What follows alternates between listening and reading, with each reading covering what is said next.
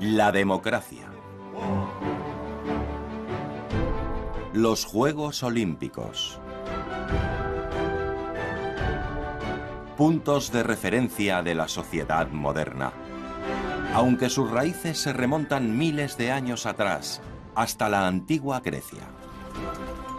Los romanos nos dejaron la legislatura moderna. No tan rápido. Y una infraestructura sofisticada.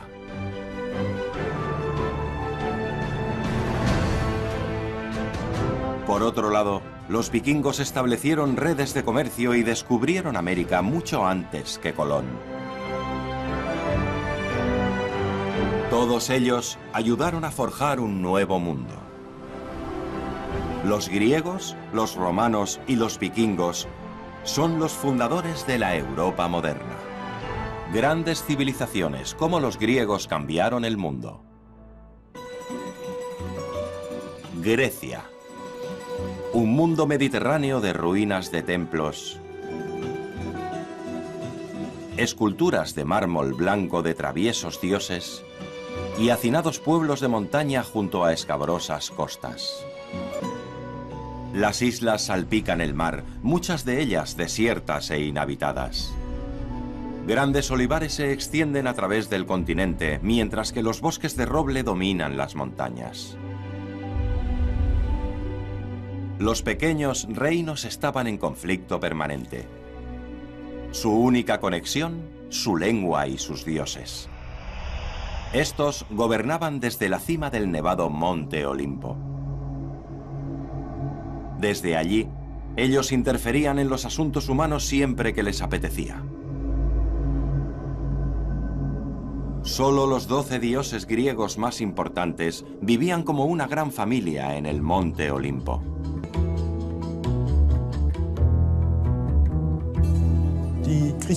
Los dioses griegos son completamente diferentes a lo que nosotros nos imaginamos que son los dioses. No son omnipotentes, ni omniscientes, ni omnipresentes. Pero lo que nos molesta más, desde un punto de vista cristiano, musulmán o judío, es el hecho de que esos dioses son moralmente imperfectos, que se enfrentan los unos a los otros, cometen adulterio, roban y engañan. Pero a pesar de ello, el gobierno de los dioses olímpicos se consideraba justo y fueron venerados durante al menos 1000 años.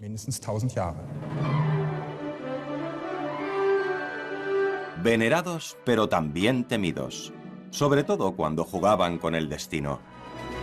El personaje más interesante de todos era el poderoso padre de los dioses, Zeus. Él podía hacer lo que quisiera y sus aventuras son legendarias. Su hermana era Deméter, virgen y madre a la vez, y encargada de la agricultura y la fertilidad. Su hermano, Poseidón, era el irascible dios del mar y disfrutaba hundiendo barcos. Se dice que Atenea fue una invención y representaba la sabiduría y la guerra.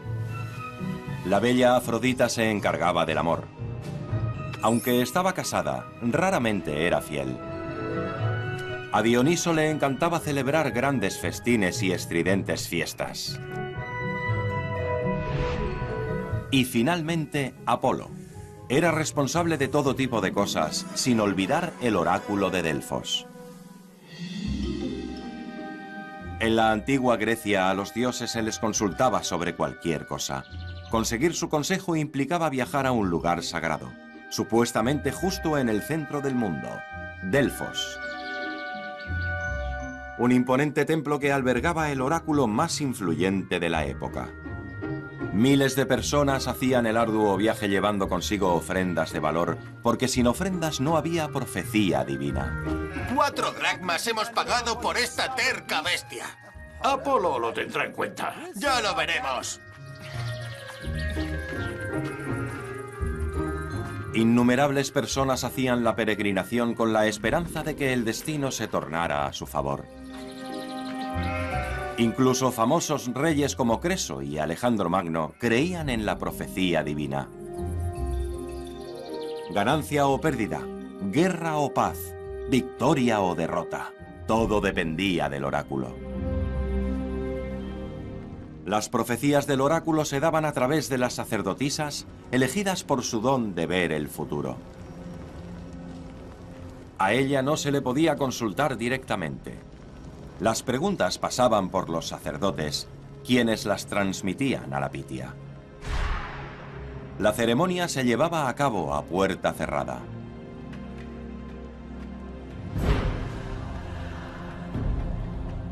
Por eso nadie sabe lo que sucedía realmente en el santuario interior del templo. Cuando la sacerdotisa finalmente profetizaba, su lenguaje era confuso, como si estuviera ebria. No se sabe la manera en la que las mujeres entraban en trance. Es posible que pudieran respirar metano y monóxido de carbono que escapaban del suelo en grandes cantidades. Con el tiempo, esto podría suponer una falta de oxígeno en el cerebro.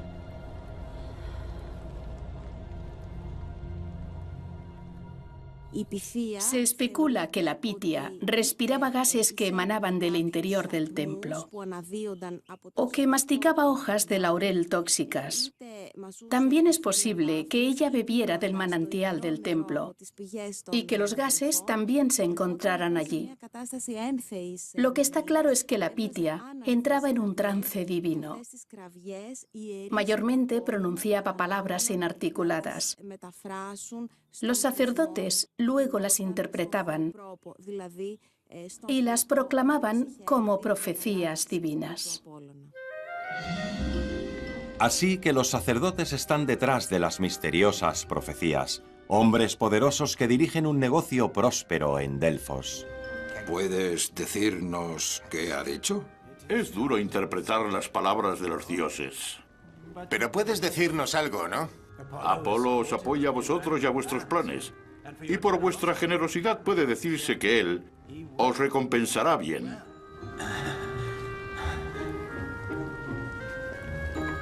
Cuanto más valiosa era la ofrenda, más útiles eran las profecías. Y para asegurar que los mensajes funcionaran para todos, los sacerdotes idearon un sistema inteligente. El poder de los sacerdotes provenía del conocimiento. Mandaban a su gente por todo el mundo para tener conocimiento de lo que estaba pasando en todas partes. Y cuando las personas iban allí y hacían preguntas, los sacerdotes sabían qué respuesta debían darles. Las personas que iban allí mandaban dinero. Los sacerdotes administraban ese dinero y lo guardaban en tesorerías. Esas tesorerías y el dinero que iba para el Delfos se gestionaban como un banco moderno. Y puesto que también emitían préstamos, los sacerdotes obtuvieron mucho poder. Los sacerdotes gestionaban de manera eficiente el centro financiero de Grecia. Irónicamente, los dos preceptos délficos más importantes fueron aparentemente escritos en el frontón del templo: «Conócete a ti mismo» y «Nada en exceso». A pesar de todo, era fundamental mantener a los impredecibles dioses de tu lado. Todas las ciudades-estado confiaban en Apolo para sus negocios. Incluso la poderosa Atenas enviaba ofrendas votivas a Delfos. Se cree que las colonias griegas lejanas tenían sus propios oráculos y tesorerías.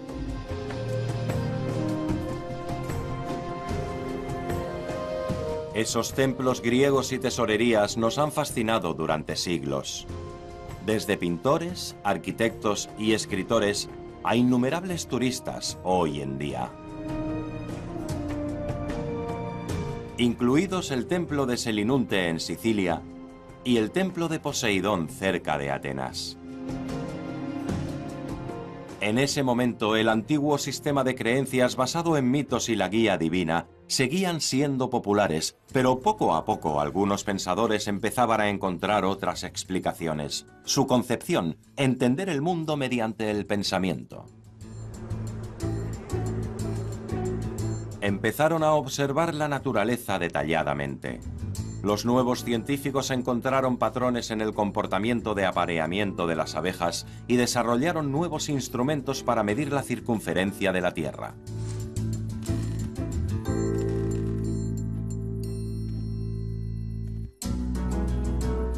Incluso diseñaron un reloj de agua. Su función: restringir el tiempo que los políticos tenían para hablar.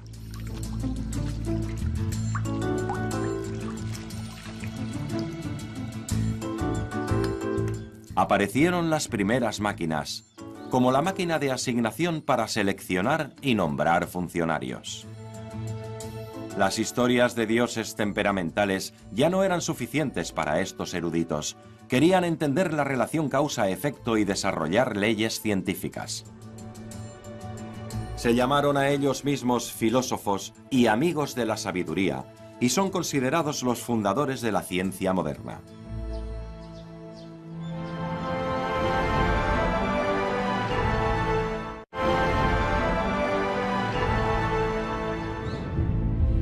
Desde el siglo VI a.C. en adelante, la sed de conocimiento se propagó a través de Grecia como la pólvora.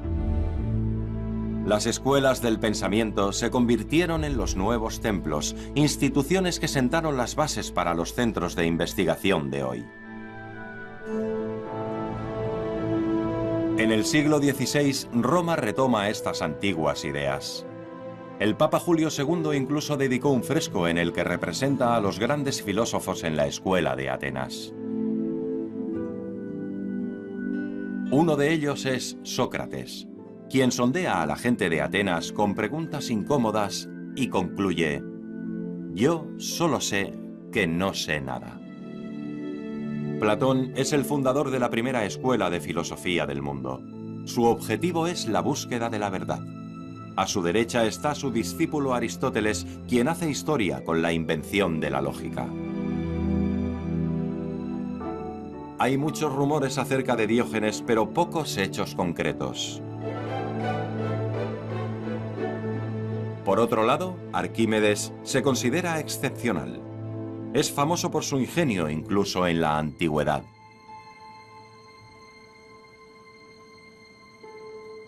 Es precisamente por eso que le dio una misión especial. Arquímedes debía averiguar si la corona del rey era de oro puro o si se había diluido con un material más barato. Un duro reto, ya que la valiosa corona no podía dañarse. La leyenda dice que Arquímedes tuvo una idea mientras se bañaba. El sabio se dio cuenta. La cantidad de agua que se desbordaba equivalía al volumen de su propio cuerpo. Concluyó que el volumen de un objeto y su densidad se pueden calcular midiendo el agua desplazada.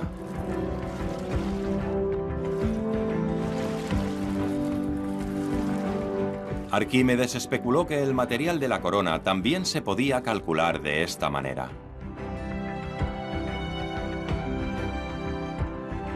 Observa que un objeto con una densidad menor que el agua desplazaba más agua que un objeto del mismo peso, pero con una mayor densidad.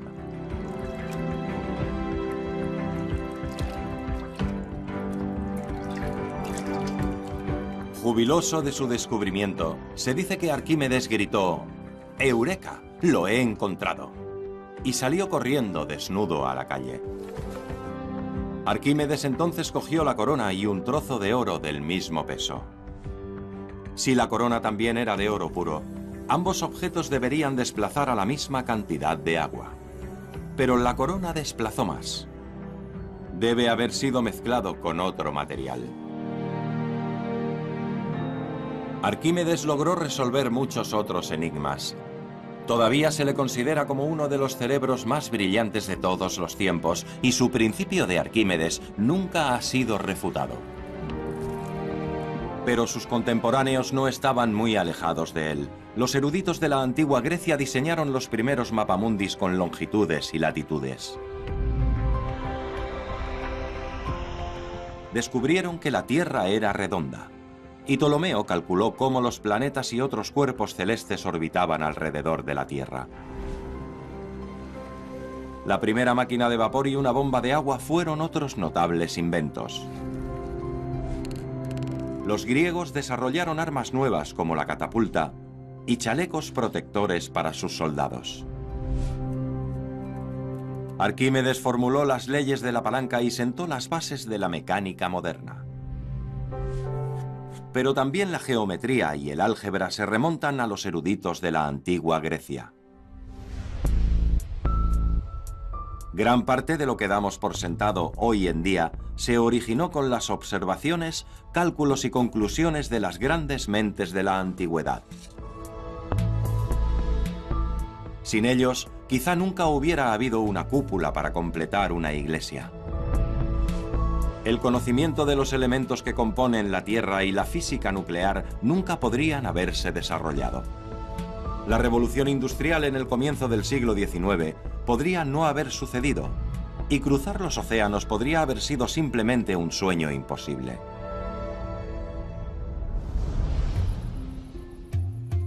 En el siglo VI a.C., una reforma en Atenas cambió las vidas de todos los griegos para siempre. Alrededor de 80.000 atenienses fueron testigos de un cambio político monumental. La ciudad-estado estaba en crisis. La gente común se rebelaba contra el rey y las clases gobernantes. Ellos querían tener voz y voto en las decisiones estatales importantes. Este fue el nacimiento de la Asamblea Popular. Todos los ciudadanos de Atenas podían formar parte, al menos casi todo el mundo. La asamblea estaba restringida a los hombres mayores de 18 años. Los ciudadanos de Atenas se reúnen una vez al mes en un lugar cerca de la Acrópolis para hablar de política.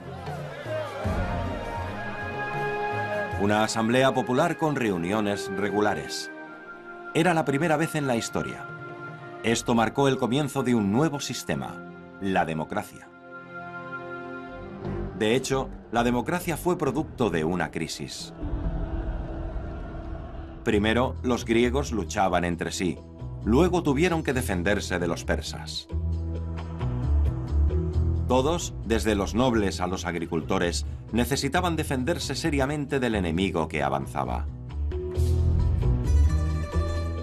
Los ejércitos de las ciudades-estado reunieron miles de soldados. Pobres y ricos luchan hombro con un mismo propósito. Después de todo, su independencia estaba en juego. Atenas también construye una flota.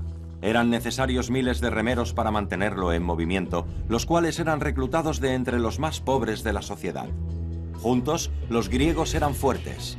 Vencieron a los agresores persas en 2 batallas decisivas, pero hubo consecuencias políticas.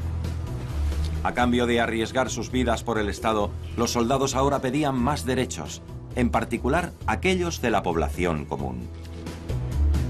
Después de todo, todos ellos contribuían a la victoria o la derrota, ya fueran agricultores o jornaleros, nobles o simples ciudadanos.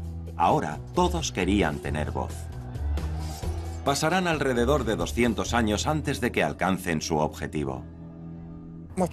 Las experiencias de los ciudadanos de Atenas en las batallas colectivas y el intento de encontrar soluciones comunes durante los preparativos para la guerra fueron factores decisivos para la aparición de la democracia.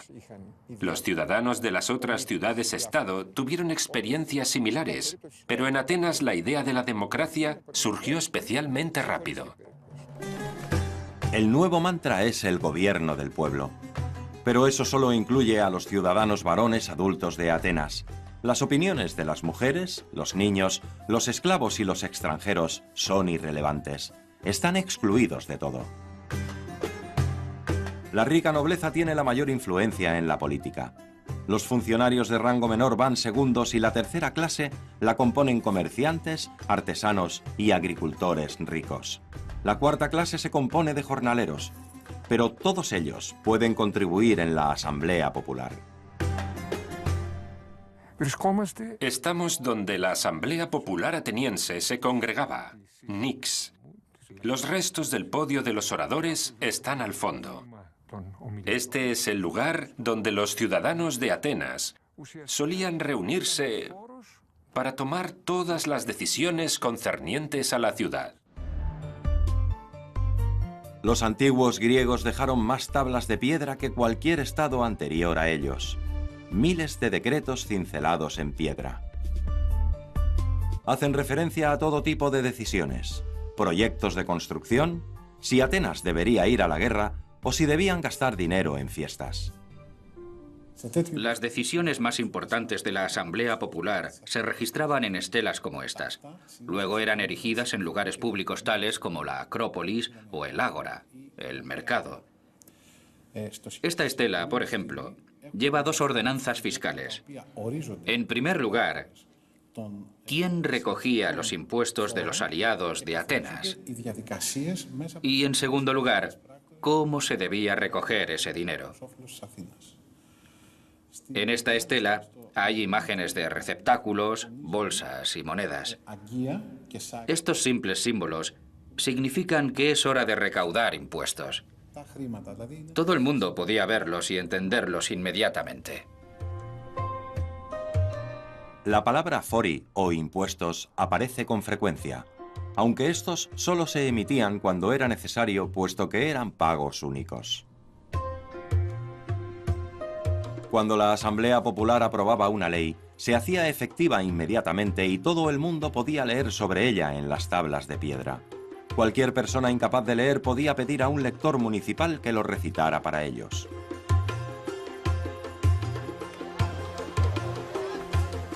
En la antigua Grecia las funciones oficiales se asignaban al azar mediante un sorteo.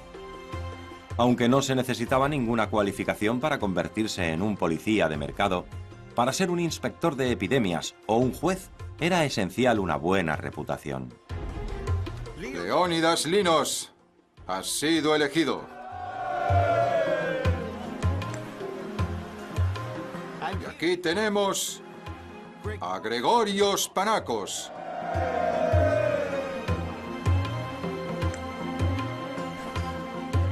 Y Galamis también ha sido elegido. Los griegos inventaron la máquina de adjudicación especialmente con este propósito. 2 estaban situadas en la entrada del lugar de reunión. Las ranuras en la parte frontal se dividían en 5 columnas. Cada columna hacía referencia a una letra del alfabeto, y cada letra representaba un grupo de candidatos.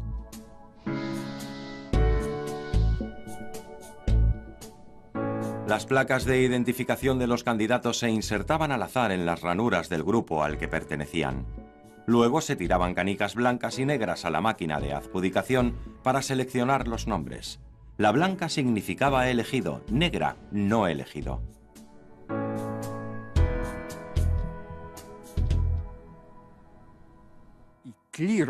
El sistema del sorteo era un principio básico de la democracia ateniense. Todos los ciudadanos debían tener los mismos derechos y todos debían tener las mismas oportunidades de desempeñar un cargo público. Solo los cargos muy altos, como el de comandante supremo, no se asignaban al azar. La máquina de asignación también se desarrolló para evitar la corrupción. También se atraían a muchos como candidatos al cargo de juez el mismo día de la audiencia. La persona seleccionada tenía que ir al juicio inmediatamente. De esta manera, era completamente imposible sobornar o influenciar positiva o negativamente a un juez. Los regentes romanos no estaban impresionados con el modelo ateniense, y los grandes monarcas europeos también lograron oponerse al gobierno del pueblo con éxito. En toda Europa, la población tuvo que luchar con fuerza por sus derechos a lo largo de los siglos. Al final, la democracia vuelve con la Revolución Francesa en 1789, 2000 años después de que los griegos la inventaran. Las mujeres finalmente consiguen el derecho de voto en el siglo XX. Hoy en día, el poder político de las personas es un principio básico en el mundo occidental.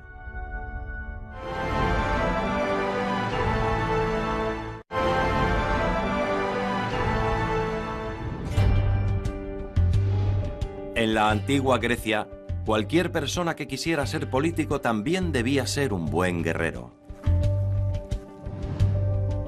Tener un buen estado físico era obligatorio para los hombres jóvenes. En los centros de enseñanza aprendían un poco de retórica y gramática, pero su disciplina principal era el deporte. Desnudos.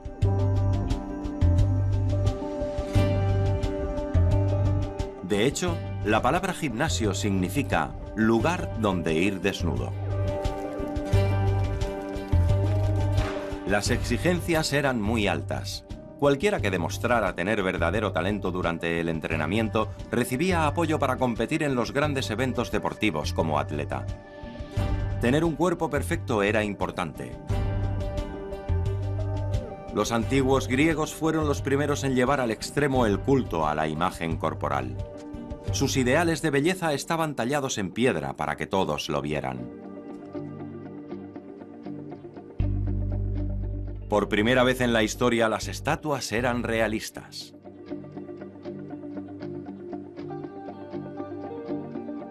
Su perfección sigue considerándose un ideal de belleza absoluta.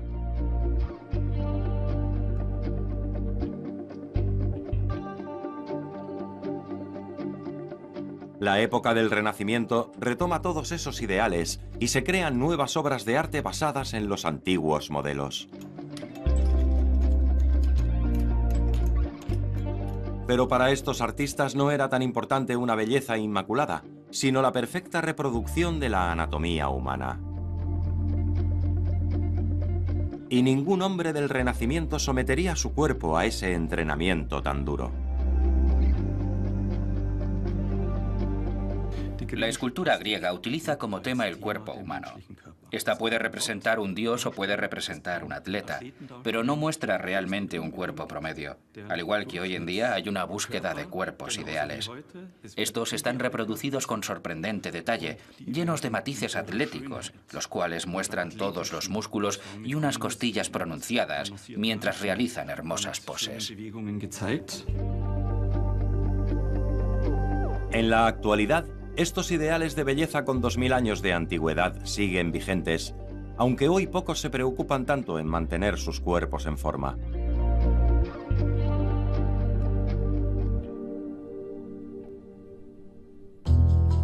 Los jóvenes griegos eran muy diferentes. Su estado físico servía tanto para la batalla como para los deportes competitivos. Había alrededor de 300 acontecimientos deportivos cada año. Los participantes eran ambiciosos. Ganar traía dinero y oportunidades profesionales.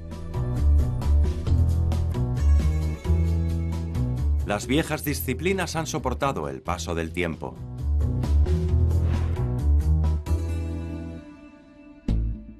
El lanzamiento de disco ha estado presente desde el principio. También la jabalina. Ambos requieren una fuerza y una técnica superior. La lucha a puñetazos también fue introducida por los griegos, aunque las reglas se han vuelto mucho más estrictas. Y aún en el siglo XXI, la emoción de las carreras nos sigue fascinando. El acontecimiento deportivo más importante de los griegos tenía lugar cada 4 años en Olimpia. Se enviaban mensajeros por todo el territorio para anunciar el inicio de los Juegos. Se invitaba a todas las ciudades-estado, incluso a aquellas con las que estaban en desacuerdo. La competición estaba marcada por un armisticio en todo el mundo griego, la tregua olímpica. Originalmente el espectáculo se celebraba en honor a Zeus y normalmente atraía a decenas de miles de visitantes. Las instalaciones eran extraordinarias. Los polideportivos estaban a disposición de los atletas para que entrenasen. Tenían todo lo que necesitaban.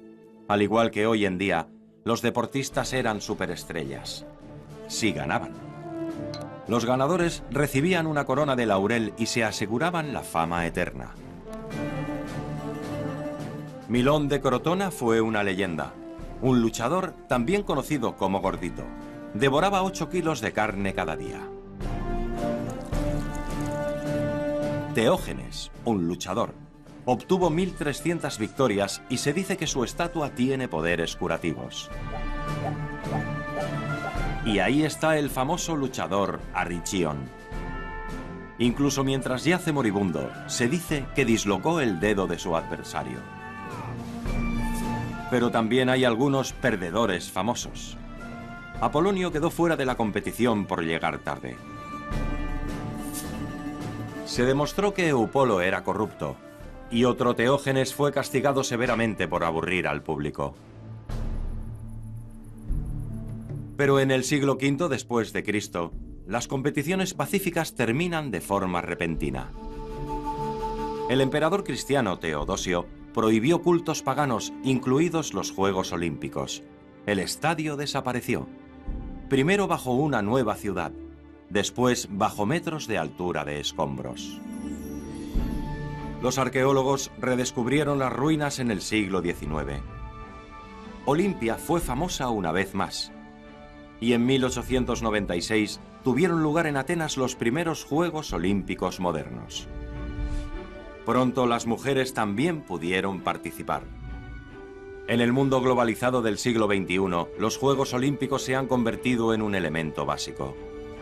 Se toman como un símbolo eterno que representa comunicaciones pacíficas entre las personas.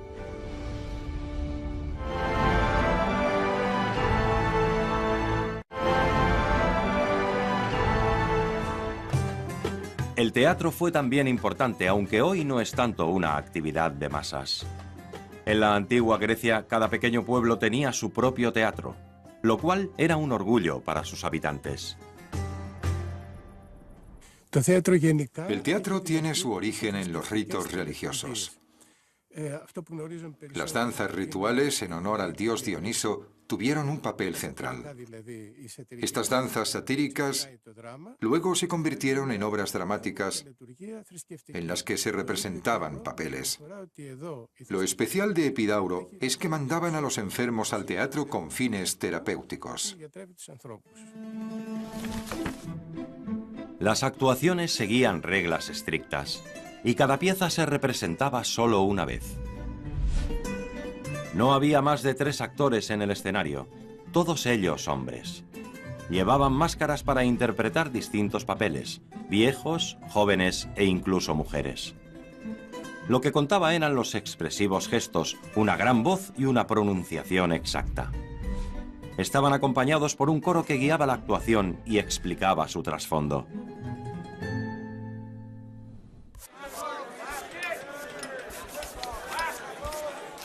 ¿Por qué no están terminadas? La actuación es ya mismo. Daos prisa. Los más importantes eran el comisario, un noble que se encarga de pagarlo todo. Impresionante.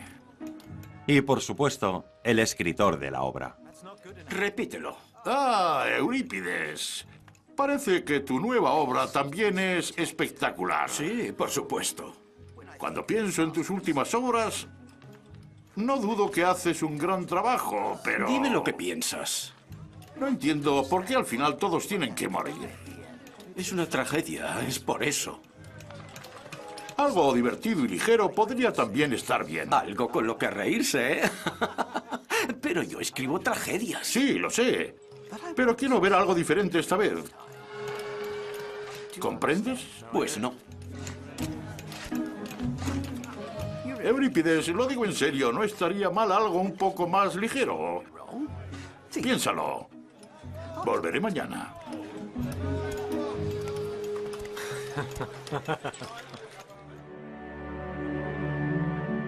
Las epopeyas son poemas de héroes trágicos escritas en verso con mucha palabrería, como por ejemplo las de Homero.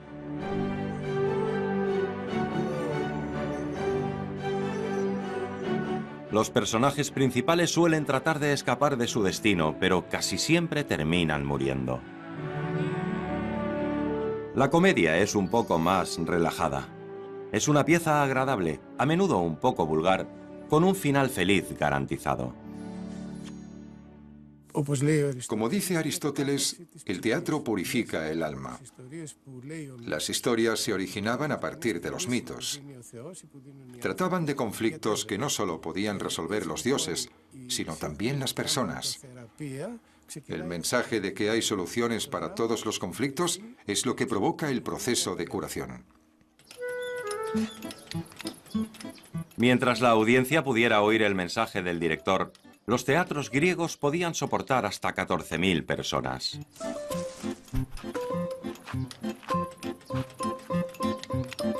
Tiene que ser más expresivo. Vuestros gestos tienen que ser mucho más expresivos. ¿Comprendéis? Se trata de la vida y la muerte. Tú date prisa en lugar de estar embobado. Seguid trabajando, vosotros también. No tenemos mucho tiempo. Tienes que hablar más claro. Se te tiene que escuchar en la última fila. Así que os miráis el uno al otro. No reconoces a tu hermano. No tan cerca. Bien, bien. Venga, sal. No seas tímido.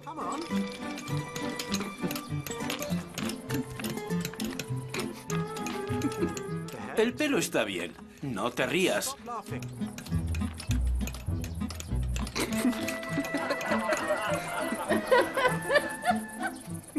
Esto no está bien. Esto hay que arreglarlo de alguna manera. Dile a los sastres que lo hagan todo de nuevo. En el teatro de Epidauro, cada palabra se podía escuchar hasta la última fila. La estructura es famosa por su excepcional acústica.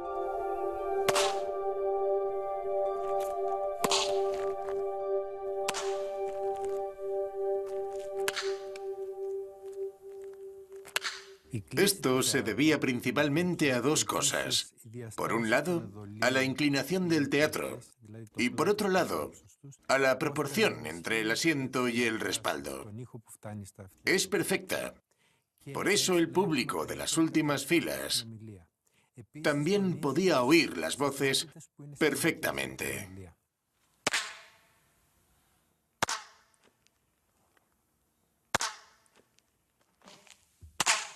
Las frecuencias aumentan de abajo hacia arriba. Es normal que el eco se concentre aquí. Cuando nos alejamos nos damos cuenta de que el sonido cambia porque la simetría del eco cambia. El Epidauro se construyó con una acústica perfecta. Pero no sabemos si los griegos lo planearon así. ¿Hicieron cálculos exactos o fue simplemente fruto de la experiencia? Eso será siempre un secreto.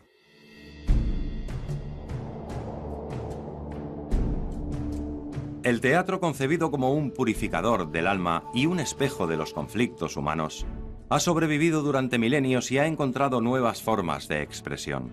No solo los famosos escenarios del mundo, sino también los cines muestran historias felices o tristes todas las noches. Cuando la imagen en movimiento ganó terreno, las películas se volvieron más populares. Los estudios produjeron éxitos de taquilla y llegaron a millones de espectadores. A lo largo de los siglos, nuevos héroes han ido conquistando la gran pantalla y los escenarios, pero las historias siguen un viejo patrón, el de las comedias y tragedias.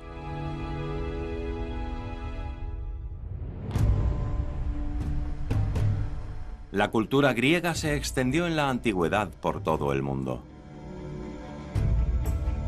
El responsable fue Alejandro Magno, el rey de Macedonia.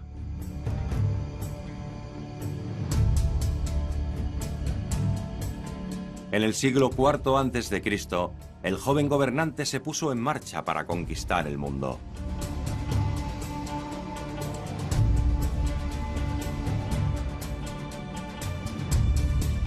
Obligó a las ciudades-estado griegas a estar bajo su gobierno y creó un imperio.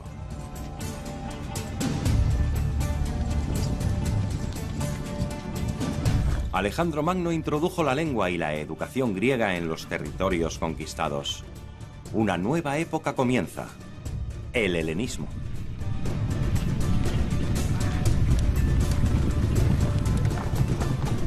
El conquistador griego llevó su legado cultural desde su ciudad natal en Pela hasta India. Pero la edad de oro de Atenas llegó a su fin. Después de la temprana muerte de Alejandro, su imperio se vino abajo y un nuevo poder surgió, Roma.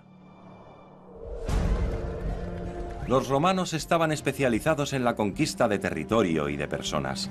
Estaban estrictamente organizados, al contrario que los griegos, quienes estaban constantemente en guerra. Sus comandantes no tenían ningún problema en invadir las pequeñas ciudades-estado de una vez por todas.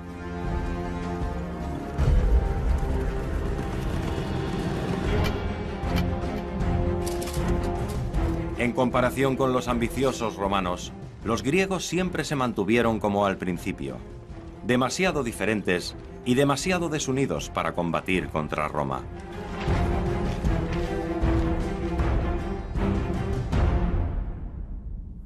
Los romanos eran unos atentos alumnos y se hicieron conscientemente con la herencia cultural griega.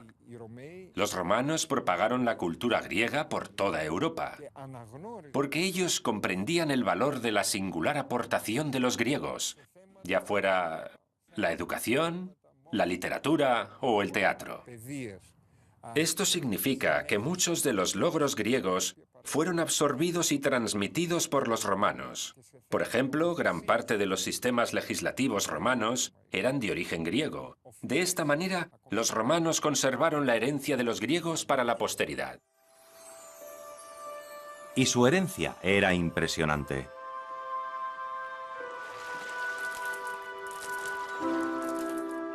Su incansable búsqueda de explicaciones conduce a los griegos a descubrir las leyes universales de la naturaleza y a sentar las bases para la ciencia moderna.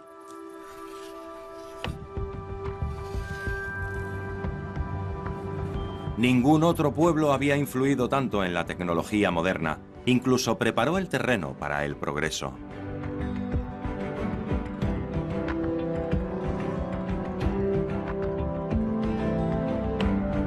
Gracias a sus investigaciones, no solo podemos estudiar hoy el mundo, sino también el espacio. Su arte contando historias dio lugar a las grandes obras de la literatura mundial e inspiró a la industria del cine. Sus teatros sirvieron de modelo para grandes estadios, los cuales alojan a decenas de miles de personas en grandes actuaciones.